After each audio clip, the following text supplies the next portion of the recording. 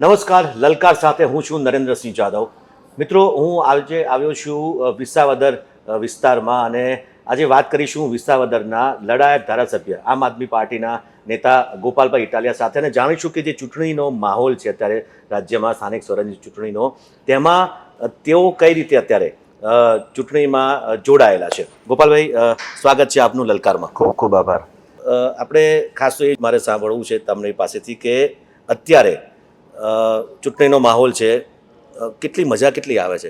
બહુ મજા આવે. કંટાળ્યા છો? નહીં, બિલકુલ કંટાળ્યા નથી, મજા આવે છે. કેમ કે જે રીતે લોકો આમ આદમી પાર્ટીને સાથ આપી રહ્યા છે, ખૂબ ઉત્સાહ સાથે આમ આદમી પાર્ટીની સભામાં સ્વયંભૂ લોકો આવી રહ્યા છે. આમ આદમી પાર્ટીના વિચારોને લોકો ધ્યાનથી સાંભળી રહ્યા છે અને લોકો સ્વયંભૂ એમ કહી રહ્યા છે કે આ વખતે વિસાવદર વાળી કરવાની છે.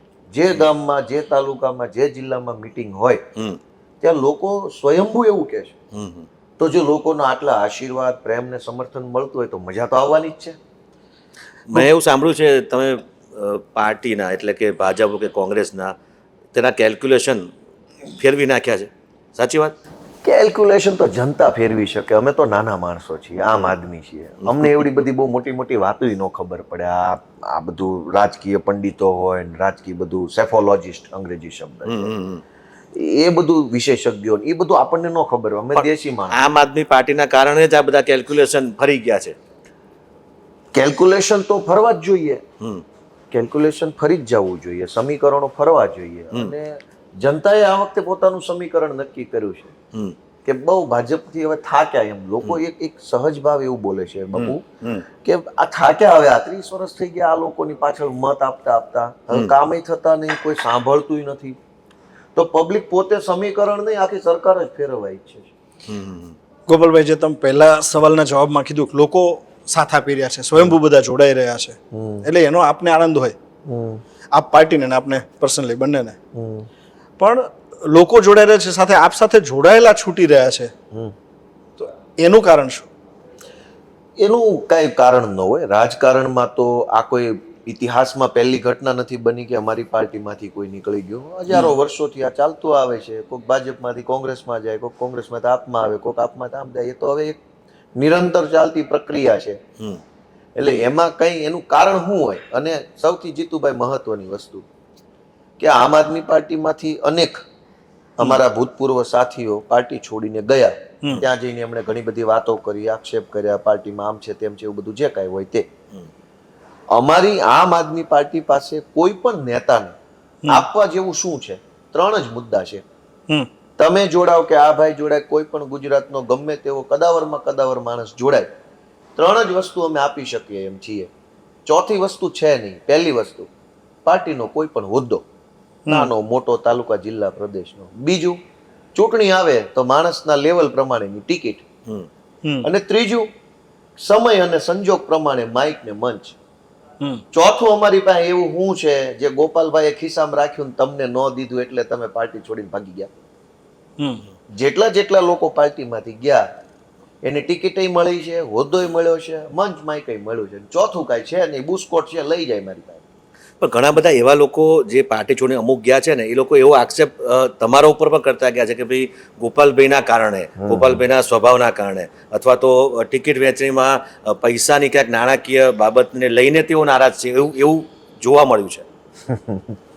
અમે નરેન્દ્રસિંહ સંઘર્ષની પાર્ટી છીએ. કોઈ પૈસા લઈને અમારી ટિકિટ લેવા જો તૈયાર હોય ને તો હું એમ માનું છું તો બહુ મોટી ગર્વની બાબત કહેવાય. અમારી પાર્ટીની ગુજરાતમાં તાકાત કેવડી ગણાય જો ખરેખર કોઈ એવી વાત સાચી હોય તો. જે પાર્ટી મજબૂત હોય, જે પાર્ટી જીતવાની હોય, જે પાર્ટી સક્ષમ હોય, એની ટિકિટો લેવા માટે કોક કંઈક દેવા તૈયાર થાય. એક બાજુ ભાજપ એમ કહે છે કે ગુજરાતમાં આપનું કાંઈ ચાલશે નહીં, આપ પાર્ટી આગળ નહીં આવી શકે, ત્રીજી પાર્ટી ચાલતી નથી, એવું કે ઈના પાછા એમ કહે છે કે પૈસા લઈને ટિકિટો આપે. તો અમારી ટિકિટો લેવા લોકો તૈયાર છે તો અમારી પાર્ટી કેવડી હશે?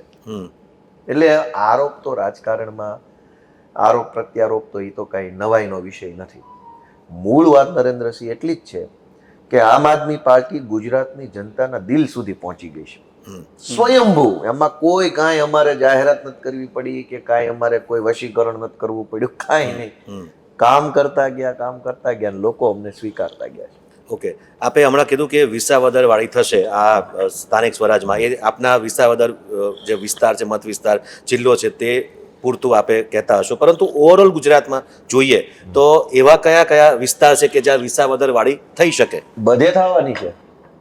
ઓલ સમગ્ર ગુજરાત ગુજરાતમાં. અમારા ઉમેદવારો ઊભા છે ત્યાં મોટા પ્રમાણમાં ઉમેદવારો જીતશે. અને કોઈ સંજોગોમાં જે ઉમેદવાર નહીં જીતી શકે એ બહુ સારા વોટથી બીજા નંબરે આવશે. અને કોઈ સંજોગોમાં બીજા નંબરે જે નહીં આવી શકે એ ઉમેદવારના કારણે વર્ષોથી ચાલી આવતી પરંપરાગત ભાગ બટાઈની રાજનીતિ હારશે. 3 સમીકરણો બનશે. પહેલા અમારા માણસો જીતશે, કોઈ સંજોગોમાં બીજા નંબરે આવશે, અને ત્રીજો સમીકરણ એ થાય કે ભાજપ કોંગ્રેસે જ્યાં ભાગ પાડી લીધા છે તાલુકા પંચાયતોના, જિલ્લા પંચાયતોના, આ તાલુકો તારો ના મારો ના ગામ તારું, એ ભાગ બટાઈનો ધંધો વિખાઈ જાય આખો. એવું કઈ સ્પેસિફાઈ ખરું કે ભાઈ આ તાલુકા પંચાયત કે આ નગરપાલિકા કે આ જિલ્લા પંચાયત એવું કોઈ ઠોસ કે જે અમે લગભગ જીતી જ જઈશું એવું કઈ? એવું ઘણું છે, પણ ચૂંટણી પહેલા બોલવું એ અહંકાર છે. કેમ કે આ તો જનતા છે, જનતા મહાન છે. જનતા ઈચ્છે તો આખું ગુજરાત અમને આપી દે, ન ઈચ્છે તો એક ગામ પંચાયતનો સરપંચ ન બને. એટલે અમારા મનમાં હોય, ખબર હોય, એનાલિસિસ હોય, પણ બોલાય નહીં, એ અહંકારની ભાષા છે. એટલે અમારું એટલું જ કહેવું છે કે જનતાના અમને ભરપૂર આશીર્વાદ મળવાના છે, અને ન ધાર્યું હોય એવું અણધાર્યું સારું પરિણામ આમ આદમી પાર્ટી માટે આવવાનું છે. તમે સંઘર્ષવાળી પાર્ટી કીધું, આ જ શબ્દ સાંભળવા મળ્યો તો ઈશુદાનભાઈના એક નિવેદનમાં કે ભાઈ હાથે પગે લાગીને ઉમેદવારને લાવો. આપ આટલું સારું કરી રહી છે તો ઉમેદવારોની કમી કેમ પડે? જીતુભાઈ, ઉમેદવાર એટલે ન મળે કે ભાજપે રાજનીતિને છે ને એટલી હદે નીચે ઉતારી દીધી છે, એટલી બધી ગંદકી ફેલાવી છે રાજનીતિમાં, એટલું બધું કીચડ કર્યું છે કે કોઈ પણ સારો માણસ છે ને ઇવન મત આપવામાં હવે તો માણસને અંદરથી ઉત્સુકતા નથી રહી. ચૂંટણીમાં ઊભા રહેવું, ટિકિટ લેવી એ તો છોડી દો. અનેક માણસો આ ભાજપ કોંગ્રેસની નિમ્ન કક્ષાની રાજનીતિથી એટલા થાક્યા છે કે મત દેવાય નથી જતા. કેમ કે ચૂંટણીમાં પોલીસ, ગુંડા, બુટલેગર, દાદાગીરી, ધાક ધમકી, પરિવાર ઉપર પ્રેશર કરાવવું, ઉમેદવારોને કિડનેપ કરાવી લેવા, સરકારી માણસોને દબાવીને ફોર્મ રદ કરાવડાવવા, દુષ્પ્રચાર કરવો, અપપ્રચાર કરવો, કુપ્રચાર કરવો, એટલું હલકું કરી નાખ્યું છે આ ભાજપવાળાએ રાજકારણ કે તમારી જેવા સારા માણસો છે ને રાજકારણમાં આવતા પહેલા 100 વાર વિચારે. એટલે જો અમારે ગુંડા, બદમાશ, લુખા લફંગા, તોડબાજો જોતા હોય તો મળી રહે, હોલસેલના ભાવે મળી રહે. સારો માણસ જોતો હોય તો પગે પડવું પડે. એટલે અમારા ઈશુદાનભાઈએ એવું કીધું, અને હું એમાં સહમત છું કે જાય સારા માણસોના ઘરે જાઓ, એમને રિક્વેસ્ટ કરો, હાથ જોડો, પગે પડો, અને એમને કહો કે ભાઈ સાહેબ, તમારા જેવા સારા માણસો રાજનીતિમાં નહીં આવે ને ત્યાં સુધી આ ગુંડાઓ અને હલકી રાજનીતિ બંધ નહીં થાય. તો થોડીક તમે હિંમત કરો, થોડીક અમે સપોર્ટ કરીને બધા ભેગા મળીને રાજનીતિ બદલીએ. એટલે ઉમેદવાર નહીં મળવાની વાસ્તવિકતા એટલી જ છે કે સારા માણસો જે કહેવાય, સભ્ય સમાજમાં હોય, આબરૂદાર હોય, મોભાદાર માણસ હોય, જવાબદાર માણસ હોય, એવા નથી. લે ભાગુ તત્વો તો જોઈએ એટલા પડ્યા જ છે રાજનીતિ. એટલે ઈશુભાઈનું બહુ સ્વયં સ્પષ્ટ બાબત છે કે અમે રાજનીતિમાં સારા માણસોને લાવવા માંગીએ છીએ. સારા માણસો રાજનીતિમાં આવી શકે ઉત્સાહ સાથે, રાજનીતિને અમે એવી બનાવવા માંગીએ છીએ. હમણાં થોડા સમય પહેલાં તમે ગૃહમંત્રી, નાયબ મુખ્યમંત્રી હર્ષ સંઘવી સામે આક્રોશ વ્યક્ત કર્યો હતો. તમે જે ભાષાનો ઉપયોગ કર્યો હતો તે યોગ્ય હતી ખરી? એટલે એમાં હું કઈ જાહેરમાં ન બોલી શકાય એવો એક શબ્દ નથી બોલ્યો. એટલે એક ગૃહમંત્રીને સામે જે તમે જે રીતે ભાષા વાપરી હતી તે યોગ્ય હતી ખરી? નહીં, પણ ગૃહમંત્રી જેવું વર્તન કરવું પડે ને.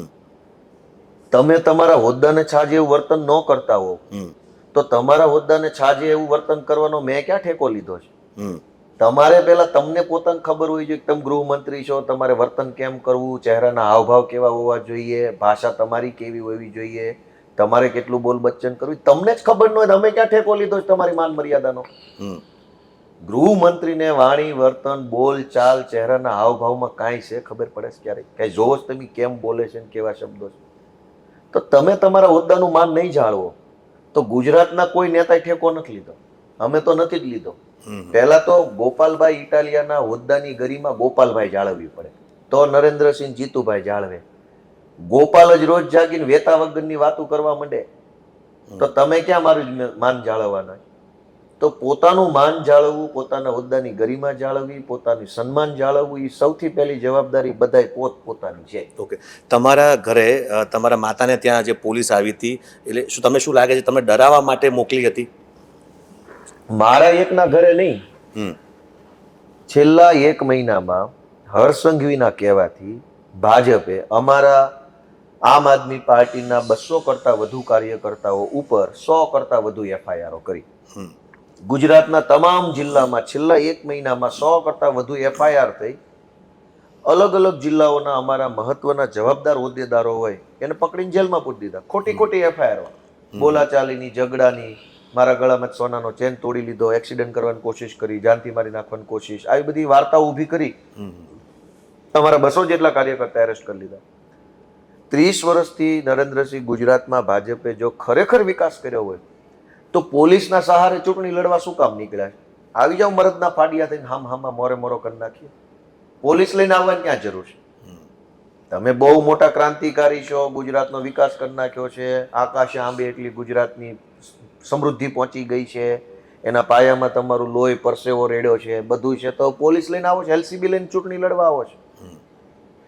અમે છીએ મરદના ફાડિયા, વગર એલસીબી, વગર એસઓજી, વગર ક્રાઇમ બ્રાન્ચે ભાજપની સામે ઊભા છીએ. કેમ કે અમારી અંદર પ્રમાણિકતા છે, નિષ્ઠા છે, અમારું કામ બોલે છે, જનતા માટે લડ્યા છીએ એટલે જ ઇજ્જતથી અમે ચૂંટણીમાં ઊભા છીએ.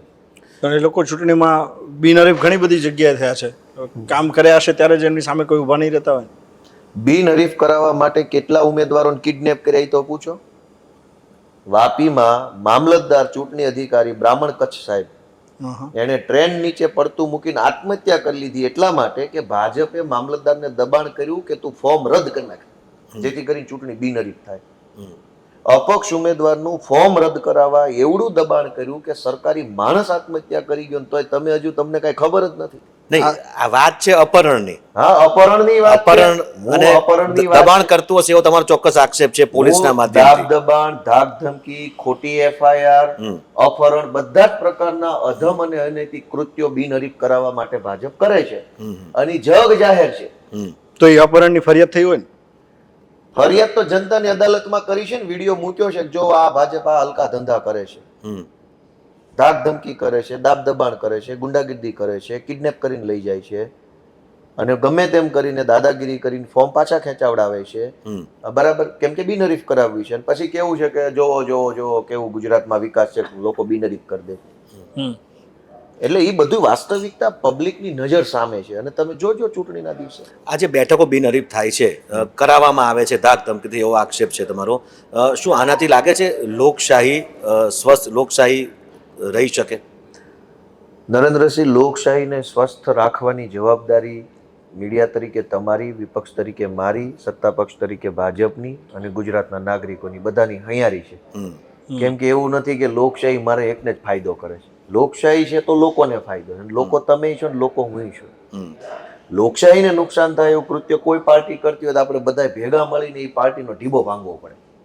કાઠિયાવાડી શબ્દ છે, ઢીબો ભાંગવો.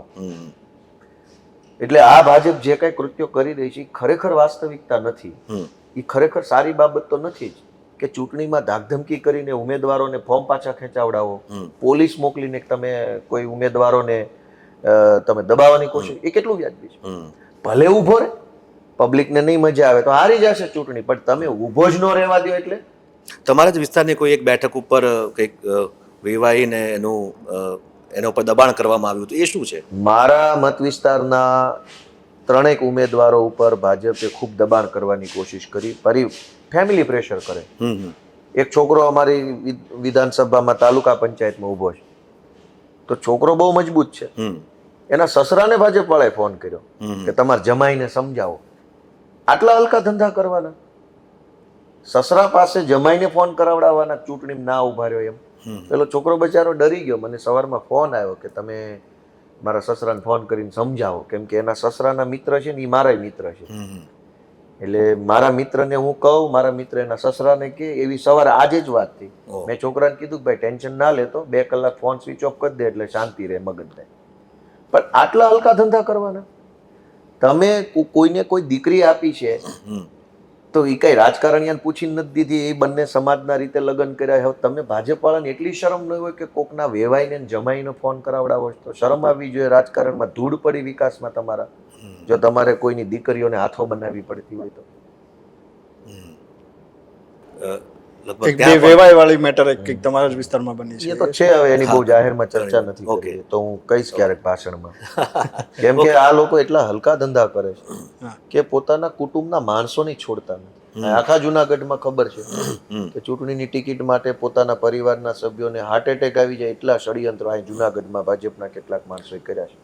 ઓકે, ઓવરઓલ જોવા જઈએ છેલ્લે મારે એ જ જાણવું છે, જે મુખ્ય કયા મુદ્દા સાથે આમ આદમી પાર્ટી અત્યારે સ્થાનિક સ્વરાજમાં લડી રહી છે? કારણ કે તમે કીધું કે ભાજપની જે ધાક ધમકી જોર જુલમ કરી રહી છે, પ્રજા સમક્ષ અમે એ મુદ્દા લઈ જઈશું. તમારા કરેલા કામો એ કયા બતાવશો? આ સ્થાનિક સ્વરાજ્યની ચૂંટણી છે. હા, હા, એટલા એટલે માટે કે તાલુકા જિલ્લા પંચાયત, નગર મહાનગરપાલિકા. હમ. નગર એટલે નળ ગટર ને રસ્તા, એને નગર કહેવાય. મહાનગર એટલે એમાં નળ મોટા હોય, ગટર મોટી હોય ને રસ્તા મોટા હોય એટલે પણ મહાનગર. ક્યાંય એ વાત ક્યાંય સત્તામાં અગાઉ તો હતી નહીં આમ આદમી પાર્ટી, તો કયા મુદ્દા બતાવશો તમે? હું એ જ હા. કહું છું, મારી વાત તો પૂરી કરું કે મુદ્દા હોવા શું જોઈએ. હા. ભાજપના પ્રદેશ પ્રમુખ જગદીશભાઈ પાંચાણી ત્યાં આવ્યા હતા ભેસાણમાં. હમ. એમણે એના ભાષણમાં એવું કીધું કે ભાઈ પશ્ચિમ બંગાળની હાલત જોવો, કેરળની હાલત જોવો. હમ. એને ખબર જ નથી કે ચૂંટણી તાલુકા પંચાયતની છે, કેરળની છે જ નહીં. હમ. એટલે મારે આ ડિટેલમાં તમને તમારા માધ્યમથી, કેમેરાના માધ્યમથી ગુજરાતના લોકોને કેવું છે કે ચૂંટણી કયા મુદ્દાની. હવે ઈ કેરળ કરે, ભેસાણમાં કેરળ. હમ. એની કે પશ્ચિમ બંગાળની હાલત જોવો તમે મારા ભેસાણના ખેડૂતો. તો હું તમારા માધ્યમથી જગદીશભાઈ ને ઈ કહેવા માંગુ છું કે 500 વોલ્વો બસો મૂકી દો, ભેસાણ બધું ભરીને લઈ જાય બંગાળ. ભલે જો તમારે હાલત જ બતાવી છે તમને ન્યા લઈ જાઓ ને. બસો મૂકો, હાલો અમારે જોવા જ જાવી છે હાલત શું છે, લઈ જાઓ બસ. ઈ બાને દાર્જિલિંગ થોડુંક ફરી લેશું, બરાબર. રસ્તામાં હરિદ્વાર બદ્વાર જઈ આવશો ને કેરળની બંગાળની હાલત જોઈ લેશું. હમ. વાતો મોટી મોટી કરવાની છે, ખબર જ નથી ચૂંટણી કયા મુદ્દાની છે. હમ. એટલે હું કહું છું કે નગર મહાનગરની ચૂંટણી છે, તાલુકા જિલ્લાની છે. પહેલા હું નગર મહાનગરની વાત કરું કે નળ ગટર ને રસ્તા એટલે નગર. મહાનગરમાં નળ મોટા, રસ્તા મોટા અને ગટર મોટી એટલે મહાનગર થઈ ગયું. અમારી પાર્ટી સુરતમાં વિપક્ષમાં હતી હમ. એટલે અમને એનો અનુભવ છે કે નગરપાલિકા કે મહાનગરપાલિકાનું વહીવટી તંત્ર કેવી રીતે કામ કરે છે. હમ. કોઈ પણ શહેર હોય, અમદાવાદ, રાજકોટ, વડોદરા, સુરત, તમે જુઓ અત્યારે તો કોઈ ગુજરાતનું એક પણ શહેર જેની મોડેલ શહેર નથી. હમ. વાંકા ચૂકા, ત્રાંસા બાંગા, સાંકડા રસ્તાઓ, ક્યાંય ઝાડવા ન જોવા મળે, ગ્રીનરી નહીં. હમ. 12 માસ કચરો હોય. ચોમાસામાં બધા જ શહેરોમાં પાણી ભરાઈ જાય. જુનાગઢમાં પાણી ભરાય, વડોદરામાં ભરાય, અમદાવાદમાં ભરાય, સુરતમાં ભરાય. બધા જ શહેરો ચોમાસામાં ડૂબે છે. દર ચોમાસે ડૂબે. શું કામ? કોઈ આયોજન, મેનેજમેન્ટ, ટાઉન પ્લાનિંગ છે નહીં. તમામ શહેરોમાં ટ્રાફિક જામની સમસ્યા, પાર્કિંગની સમસ્યા, ગેરકાયદેસર બાંધકામોની સમસ્યા અને સ્લમ વિસ્તારની સમસ્યા. 30 વર્ષથી ભાજપ છે છતાંય સમસ્યા આટલી છે શહેરોની. અમે એ વાતનું સોલ્યુશન લઈને આવીએ છીએ કે લોકાભિમુખ વહીવટ હોય, લોકો સાથે તાલમેલ રાખી અને સરકાર જો નિર્ણય કરે તો આવું ન થાય. તાલુકા જિલ્લા પંચાયતમાં શું વિષય આવે છે કે ગામની અંદર ગટર બને, ગામમાં સ્મશાન સારું બને, ગામમાં આંગણવાડી સારી બને, ગામની શાળા સારી રીતે, કેમ કે શાળાઓ જિલ્લા પંચાયત સંચાલિત હોય છે, ગામડાઓની બધી શાળાઓ. તો ગામની શાળા, ગામની આરોગ્ય વ્યવસ્થા, ગામની ગટર, ગામના અંતરના રસ્તાઓ, ગામની આંગણવાડી, આ બધું જિલ્લા પંચાયત સંચાલિત હોય છે. ગામનું સ્મશાન, એક ગામથી બીજા ગામ જવાના માઇનોર રસ્તાઓ, ગામની અંદરના વોંકળા કે કઈ નદી આવતી હોય એની અંદરના પુલિયાઓ, આ સ્થાનિક સ્વરાજનો વિષય છે. તો જગદીશભાઈની ખબર જ નથી કે છે શું આ બધું. તો અમે એ વિષય ઉપર લોકોને એવું કહીએ છીએ કે ભાઈ અમે ભણેલ ગણેલ યુવાન માણસો છીએ, અમને મુદ્દો શું છે એ ખબર છે, અમને ચૂંટણી કઈ વિષયની છે એ ખબર છે, અને ચૂંટાઈ જશું કેવી રીતે કરવાનું છે એ ખબર છે. એટલે કહીએ છીએ કે હાવણો દબાવો હરખો થઈને. લાગે છે તમને કે લોકો સાવણા ઉપર એટલો ભરોસો મૂકી દે? અમને નહીં, ભાજપને એવું લાગે છે કે આ વખતે હાવણા વાળી થવાની, એટલે તો હારા પોલીસ મોકલે અમારી વાહે. અમને તો લાગે છે અમારી પાર્ટી છે એને એવું લાગવા માંડ્યું છે, અને એટલે તો આ પોલીસ છૂટી મૂકી દીધી. ચારે બાજુ પોલીસ વાળા અમારા માણસોની વાહે પડે. શું કામ? કેમ કે હાવણા વાળી થવાની છે. પોલીસના આક્ષેપ તો તમે ઘણી વાર કર્યા છે. રાત્રે લગભગ તમે મોડી રાત્રે ટ્વીટ ઇન્સ્ટા પર ને એના ઉપર પોસ્ટ મૂકી છે કે અમારા આટલા કાર્યકરોને લઈ જાય છે, દબાણ કરે છે. કાર્યકરોની બહુ ફરિયાદો આવે છે. અરે પણ એ તો ઓન રેકોર્ડ છે ને. તમે પોલીસની વેબસાઇટ ખોલો અને હું તમને કહું એટલા જિલ્લાના એટલા પોલીસ સ્ટેશનો ખોલો, એમાં આમ આદમી પાર્ટીના લોકો ઉપર એફઆઈઆર હશે, એ સરકારી વેબસાઇટમાં છે.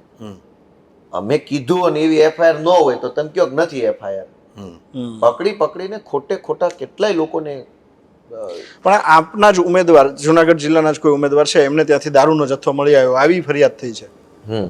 તો ઉમેદવારની પસંદગી વખતે આપણે ત્યાંથી જેનું નામ જતું હોય તો ક્યાંક એની ચોકસાઈ રાખવી ન જોઈએ, લોકોનો ટ્રસ્ટ તૂટે. 100% રાખવી જોઈએ, એમાં કોઈ ખોટી વાત જ નથી. ચોકસાઈ તો રાખવી જોઈએ, બધા જ બાબતોમાં ચોકસાઈ રાખવી જોઈએ, પણ બધી જ ચોકસાઈ રાખ્યા પછી કંઈક એવી માનવીય ક્ષતિ રહે એ સંભાવના છે, અને ક્ષતિ સુધારવાની કોશિશ તો નિરંતર પાર્ટીમાં હાલતી જ હોય છે. ક્ષતિ સુધારવાની અને સંબંધ સુધારવાની કહીએ તો તમારા ઈસુદાનભાઈને લઈને મીડિયમ બહુ આક્ષેપો થાય છે કે બે ભાઈમાં કંઈક ઇન્ટરનલ જેટલું કમ્યુનિકેશન પ્રોપર જોઈએ એ નથી. આ વાત સાચી? એટલે એવું થવાનું કારણ શું? એમ કઈ ખુશીમાં મારે ઈસુદાને ઝઘડો કરવો જોઈએ? બહુ બધા લોકો એવું કહે છે કે જેટલું સમસૂત્રું હોવું જોઈએ એવું છે નહીં, બંને વચ્ચે કાંઈ વાંધો નહીં, પદની ને હાઈટની છે. કાંઈ વાંધો, ડખો છે, પણ મુદ્દો શું છે ડખાનો? પોતાનું મહત્વ કે ગોપાલભાઈનું વેઇટેજ વધતું જાય છે, સતત જોવા મળે. ગીતો તમારા જ બને છે, ગોપાલ મારો પારણીય. ગોપાલ વજનિયું તો નથી, આણકોર મૂકો આનો વજન વજનના એંગલથી તો થાય જ નહીં. આજો જે બી તમારા કાર્યકરો છે એ ઈસુદાનભાઈના નહીં, તમારા ગીતો ગાય છે. એ કાર્યકરોનો પ્રેમ હંમેશા તમારા તરફથી વધારે જોવા મળે છે. ના નહીં, તમે એક વસ્તુ સમજો કે પાર્ટીમાં કોઈ પણ નેતાનું વજન છે એ કેવી રીતે હોય? એક કે લોકો જેને પ્રેમ કરે, એક કે કાર્યકર્તા જેને પ્રેમ કરે, એ રીતે બધાનું હાલતું હોય. આમાં કઈ એવું નથી કે આ 10 કિલોનો બાટ ઉંચકીને આનકોર મૂકે તમારું વજન વધી ગયું, પછી નરેન્દ્રસિંહ ઉંચકીને આ બાજુ મૂકે મારું વજન વધી, એવું થોડું હોય. અને અમારી પાર્ટીમાં આ ટીવીમાં જ આવી વાતો છે, એટલે જ તમને પૂછ્યું મેં. ટીવી વાળા જ આ બધું કરે છે. અમારી પાસે બાંધવા જેવું કઈક માલ મટીરિયલ તો હોવું જોઈએ ને. નથી અમારી સરકાર આવી ગઈ કે નથી અમારી પાસે વિપક્ષનું કઈ પદ આવી ગયું વિધાનસભામાં, અમારી પાસે કઈક બાંધવાનો મુદ્દો તો હોવો જોઈએ. મને લોજિક નથી આવડતું આ વાતમાં કે તમારે અથવા કોઈ વ્યક્તિ એવો આરોપ કરવો હોય તો કમસે કમ વાત લોજિકલ તો હોવી જોઈએ, તાર્કિક. કે ભાઈ ગોપાલભાઈને આ હોદ્દો કે આ પદ ન મળ્યું એટલે નારાજ છે ને ઓલાને ઓલું ન મળ્યું એટલે આ કઈ છે જ નહીં. બાંધવાનો મુદ્દો તો જોશે ને. પાર્ટીમાં તો તમે ખરા જ ને, ભલે બહાર બીજું કઈ હોદ્દા પેલું નથી, પણ પાર્ટીમાં તો ખરા જ ને. એટલે એ મુદ્દે આક્ષેપ થાય. પણ પાર્ટીમાં હું એમ ધારો મને હું ન મળ્યું મને વાંધો છે, એને હું ન મળ્યું એને વાંધો છે. કઈક મારી સરકાર અમારી બની જાય પાર્ટીની, પછી કઈક કોક એમ કે આ વિશુદાર ને ગોપાલ બે મતભેદ કરે છે તો એવું લાગે કે આ ભાઈ ઓલા ના મંત્રી બનવું હતું, ઓલા ના બનવું હતું, એવું થોડુંક વ્યાજબી લાગે. આ વાતમાં કઈ વ્યાજબી લાગે એવો મુદ્દો તો લઈ આવો. ઓકે, ટૂંકમાં એમનો કહેવાનો મતલબ એવું કઈ છે નહીં, બધું સમસૂત્રું છે, હોવાનું કોઈ કારણ નથી. ઓકે ઓકે, એવું છે ને એમ નહીં, એવું હોવાનું કોઈ કારણ જ નથી. કારણ વગર કાર્ય ન થાય. કાર્ય કારણનો સિદ્ધાંત છે. કારણ હોય ત્યાં કાર્ય હોય, કાર્ય હોય એની પાછળ એક કારણ હોય. હું એમ કહું કે મારે અને ઈશુદાનભાઈએ મતભેદ કરવો પડે એનું કારણ તો તમે મને સમજાવો, લોજિક થી કયો, અનુમાન થી કયો, દલીલ કરવા ખાતર કયો, ધારો કે આવું હશે એમ કઈ કયો, લો તમને કઈ આવડે તો. ના એવું અમારે ઉપજાવવાનું જરૂર જ નથી. પણ ઉપજાવી શકાય એવો કોઈ મુદ્દો નથી. તો વાસ્તવિક તો શું હોય? Okay right. કાંઈ નરેન્દ્રસિંહ, અમે સંઘર્ષના માણસો. ઈશુદાનભાઈએ મારા કરતા 1000 ગણો મોટો સંઘર્ષ કર્યો છે, ત્યાગ કર્યો છે. હું તો એક કોન્સ્ટેબલની નોકરીમાં થયો અને અત્યારે હું હોત તો મારો પગાર 35,000 હોત. ઈશુદાનભાઈ ઈ જમાનામાં બહુ ફેમસ પત્રકાર હતા. રાત પડે ને પાટિયા પડી જાય એવો માહોલ થઈ જતો. અવડી મોટી પોઝિશન, અવડો મોટો પગાર, અવડો મોટો રૂઆબ મૂકીને આવેલા છે. મારા કરતા મોટો ત્યાગ છે એમનો. તો આમાં ડખો કરવાનો મુદ્દો જ નથી આવતો. એણે એમના મોટો ત્યાગ કર્યો છે, અમે સંઘર્ષ કરીને અહીંયા આવ્યા છીએ, તો અમારી સમજણ છે.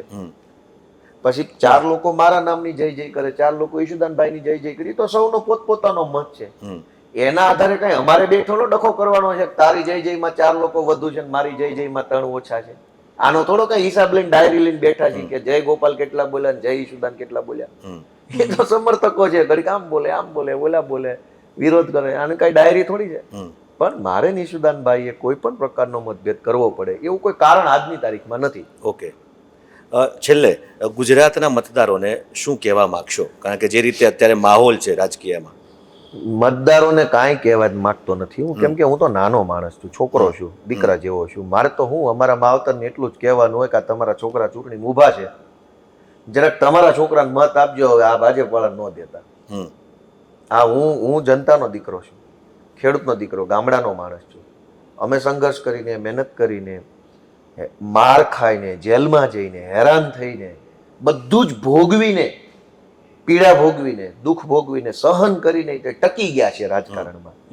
બાંધછોડ નથી કરી, રસ્તો નથી બદલ્યો, ડર્યા નથી. તો જનતાને એટલી જ વિનંતી, આ તમારા છોકરાને જરાક એક હાવણાનો આશીર્વાદ આપશો ને તો હજુ અમારું બળ વધશે, હિંમત વધશે ને અમે હજુ વધુ સારું કામ કરશું.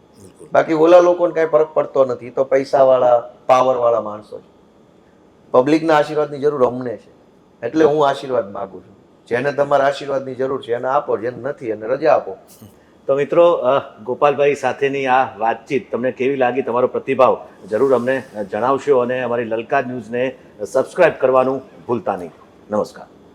આપના પોતાના પ્લેટફોર્મ લલકારને લાઈક કરો, ફોલો કરો, સબસ્ક્રાઇબ કરો અને શેર કરો.